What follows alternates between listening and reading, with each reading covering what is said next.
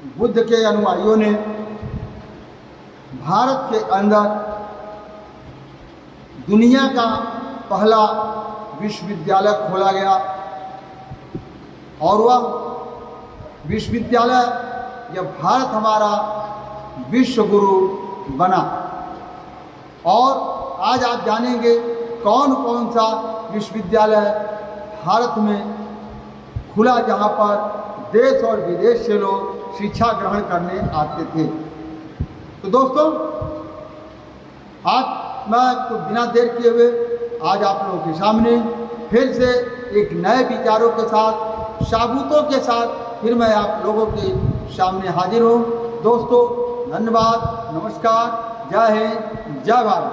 सर्वप्रथम book summary channel के सभी दर्शकों को मेरा सादर प्रणाम, शास्त्रीय काल, आदाब। दोस्तों, आज मैं बताऊंगा कि भारत का पहला विश्वविद्यालय जो खुला और मैं यूँ कहा जाए दुनिया का पहला विश्वविद्यालय, दुनिया का पहला विश्वविद्यालय वो भारत में खुला, जो आज विश्वविद्यालय वह पाकिस्तान में है। और वह पहला विश्वविद्यालय वो था तक्षशिला 450वीं ईस्वी तक वो विद्यालय चला, जो कि 7वीं ईस्वी में खुला और 450वीं ईस्वी तक वो विश्वविद्यालय चला, जो कि आज अभी पाकिस्तान में तक्षशिला विश्वविद्यालय का खंडहर मिलता है। दूसरा विश्वविद्यालय नालंदा विश्वविद्यालय, आधुनिक संसाधनों से लैस नालंदा विश्वविद्यालय जो बिहार में है। नालंदा विश्वविद्यालय जो बिहार में है, पटना से दक्षिण 55 मील की दूरी पर 450 ईसा पूर्व से 1193 ईस्वी तक यह विश्वविद्यालय अपने अस्तित्व में था और दुनिया के शोधक लोग आकर के भारत के अंदर शिक्षा लेते थे। यूँ नहीं दोस्तों, ज्ञान और विज्ञान, आयुर्वेद, हर तरह से भारत के अंदर उस समय शिक्षा मिलता था और देश विदेश से लोग पढ़ने के लिए भारत में आते हैं।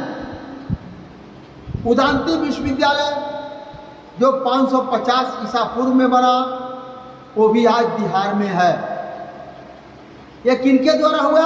महात्मा बुद्ध के अनुयायियों के द्वारा हुआ। सोमपुरा विश्वविद्यालय जो आज बांग्लादेश में है, जो गुप्त काल में स्थापित किया गया था। आइए, जगदल विश्वविद्यालय जो पश्चिम बंगाल में है। देखिए आप लोगों के सामने महात्मा बुद्ध के जब भारत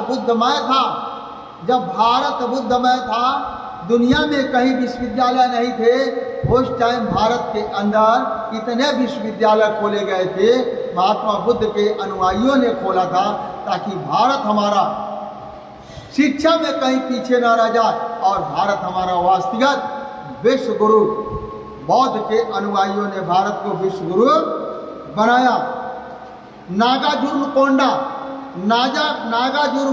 विश्वविद्यालय आंध्र प्रदेश में है। नागार्जुनकोंडा विश्वविद्यालय जो आंध्र प्रदेश में है, जिसे पश्चिम बंगाल के राजा वहां तक गए थे, उनके जो है सहयोग से वहां पर बना। विक्रमशिला विश्वविद्यालय जो आज बिहार में विक्रमशिला एक जगह है, वहां पर एक विश्वविद्यालय और खोला गया। वल्लभी विश्वविद्यालय जो गुजरात में है, वल्लभी विश्वविद्यालय गुजरात में है। कांचीपुरम विश्वविद्यालय तमिलनाडु में है, कांचीपुरम विश्वविद्यालय तमिलनाडु में है। मणिखेत विश्वविद्यालय कर्नाटक में था। शारदा पीठ विश्वविद्यालय कश्मीर में। पुष्पगिरी विश्वविद्यालय उड़ीसा में। दोस्तों, ये क्या था? ये मैंने आप लोगों को बताने के लिए एक कार्य किया। जब भारतवर्ष हमारा विश्व गुरु था, जब भारतवर्ष हमारा विश्व गुरु था, ये साक्ष्य मैंने आप लोगों को बतलाया। आप भी जा कर के वहाँ पर उस जगह पर देख सकते हैं। जब भारत हमारा विश्व गुरु था तो भारत के अंदर कितने विश्वविद्यालय थे। आज दोस्तों, आज की स्थिति क्या है? भारत हमारा विश्व गुरु नहीं, भारत जो है दूसरे को गुरु मानता है और भारत चेला के रूप में आ गया। क्योंकि भारत से लोग दूसरे देश को पढ़ने के लिए जाते हैं, जिस देश में पढ़ने के लिए जाते हैं वह देश गुरु। हमारी भारत सरकार शिक्षा नीति को ऐसा बर्बाद कर रही है, हमारी भारत सरकार शिक्षा नीति को ऐसे बर्बाद कर रही है कि यहाँ के मूल निवासी लोगों को, गरीब लोगों को, जो मिडिल क्लास के लोग हैं, लोअर क्लास के लोग हैं, मध्यम वर्ग के लोग हैं, इनको शिक्षा से वंचित किया जाता है। क्योंकि शिक्षा इतना महंगा कर दिया गया, महंगाई इतना ज़्यादा कर दिया गया, लोगों से रोजगार छीन लिया गया, लोगों के पास आज कारोबार नहीं है, इतना महंगा कर दिया गया ताकि यहाँ के लोगों को शिक्षा बेहतर क्वालिटी को मिल ना सके, ताकि यहाँ के भारत के लोगों को बेहतर क्वालिटी की शिक्षा मिल ना सके। हमारी जो भी सरकार रही है, जो भी सरकार आज है, सवाल तो दोस्तों, सवाल तो उससे होता है जो प्रेजेंट में सरकार हो। प्रेजेंट में जो मालिक होता है, सवाल जवाब उससे होता है। जो करके चला गया उससे नहीं होता है, सवाल जवाब उससे होता है जो आज मालिक होता है। सवाल जवाब मालिक से होता है, जिसके पास मालिकाना हक खत्म हो जाता है उससे सवाल जवाब नहीं होता है। उससे सवाल जवाब करना एक मूर्खता की बात है। क्या हुआ? फीस को महंगा कर दिया गया, कापी किताबों के ऊपर टैक्स लगा दिया, रबड़ पेंसिल के ऊपर टैक्स लगा दिया गया, स्याही के ऊपर टैक्स लगा दिया गया, बच्चों की वर्दी के ऊपर टैक्स लगा दिया गया, इतने तरह से टैक्स लगा दिया गया। और गली गली में शिक्षा के दलाल माफिया लोगों को एक लाइसेंस प्रोवाइड कर दिया गया और गली गली में शिक्षा का केंद्र खोल दिया गया। आज गरीब आदमी शिक्षा से बहुत दूर है, उसके पास शिक्षा का पहुंच नहीं है, और इसीलिए भारतवर्ष विश्व गुरु के तरफ नहीं, विश्व का सबसे बड़ा चेला के तरफ जा रहा है। विश्व का सबसे बड़ा चेला के तरफ जा रहा है, विश्व की बदहाली के कगार पर जा रहा है। क्यों? देश किसी एक आदमी का बाप की बपौती नहीं होती है, देश किसी एक आदमी का बाप की बपौती नहीं होती है। पूरे भारतवर्ष के जनता को मिल करके एक देश बनता है और पूरे भारतवर्ष की जनता का मूल अधिकार है शिक्षा। सभी को, गरीब हो, अमीर हो, रोडपति हो, करोड़पति हो, भारत के अंदर सभी को शिक्षा एक बराबर, एक क्वालिटी की मिलना चाहिए। लेकिन हो क्या रहा दोस्तों? सरकार के तरफ से आडंबरवाद और अंधविश्वास के तरफ ढकेला जा रहा है। सरकार के तरफ से लोगों को अंधविश्वास और आडंबरवाद को इतना बढ़ावा दिया जा रहा है, लेकिन शिक्षा को बढ़ावा नहीं दिया जा रहा है। शिक्षा को महंगा किया जा रहा है ताकि जब भारतवर्ष के लोग आडंबरवादी अंधविश्वासी रहेंगे तो 3% लोगों को सत्ता के ऊपर शासन चलेगा, और शासन चलेगा तो तमाम भारत के वर्ष के 97% लोग वह 3% का गुलाम बन के रहेंगे। क्योंकि जो बेहतर क्वालिटी की शिक्षा है, अच्छी क्वालिटी का शिक्षा है, वो केवल 3% के लोगों के हाथों में शिक्षा है। 3% लोगों के हाथों में शिक्षा है। आज क्या हुआ?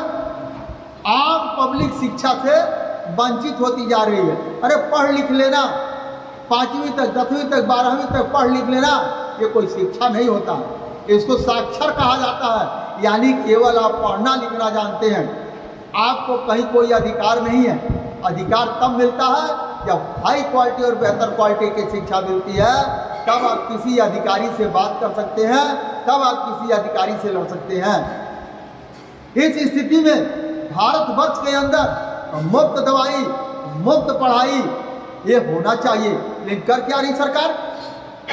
गंगा स्नान करने चलो, फ्री में बस मिलेगा। आप कोई त्योहार मनाओ, फ्री में बस मिलेगा, लेकिन फ्री में आपको शिक्षा और दवा सरकार नहीं देगी। फ्री में शिक्षा और दवा नहीं देगी। आज देखेंगे दोस्तों, किसी बड़े मंदिरों में VIP पास बनने लग गया। अरे जब भगवान सबका एक है, भगवान की निगाह में सब लोग एक जैसा है, तो VIP पास की क्या जरूरत है? इसका मतलब है कि भगवान केवल पैसा वाले का सुनता है,